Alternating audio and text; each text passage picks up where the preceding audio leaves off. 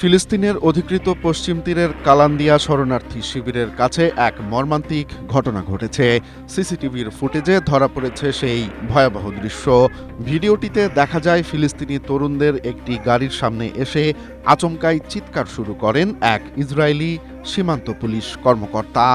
তর্কাতর্কির এক পর্যায়ে নিজের বেল্ট থেকে একটি স্টান গ্রেনেড বের করে ছুঁড়ে মারেন গাড়ির ভেতরে। চালক বের হওয়ার চেষ্টা করলেও জোর করে দরজা বন্ধ করে দেয় ওই পুলিশ সদস্য। মুহূর্তেই গ্রেনেডটি বিস্ফোরিত হয়ে চারদিক ধোঁয়ায় ভরে যায়। ভাগ্যক্রমে গাড়িতে থাকা ফিলিস্তিনিরা প্রাণে বেঁচে গেলেও এই ভিডিও ছড়াতেই বিশ্বজুড়ে নিন্দার ঝড় ওঠে। স্ট্রবেরি সুপার ডটেড ও ক্লাসিক ভ্যারিয়েন্টে সেন্সেশন জাগুক শিহরণ।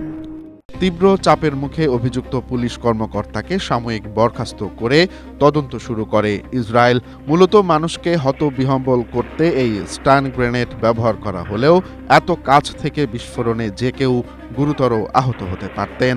তবে শুধুই গ্রেনেড হামলা নয়, এই একই অভিযানে ইসরায়েলি বাহিনীর গুলিতে ১৬ বছরের এক ফিলিস্তিনি কিশোর নিহত হয়েছে। আহত হয়েছে আরও ২ শিশু। জাতিসংঘের তথ্য অনুযায়ী ২০২০ সাল থেকে পশ্চিম তীরে ইসরায়েলিদের হাতে প্রায় ১,১৭৫ জন ফিলিস্তিনি বেসামরিক নাগরিক নিহত হয়েছেন, যার ১/৪ শিশু। অথচ বেশিরভাগ ক্ষেত্রেই পার পেয়ে গেছেন অপরাধীরা।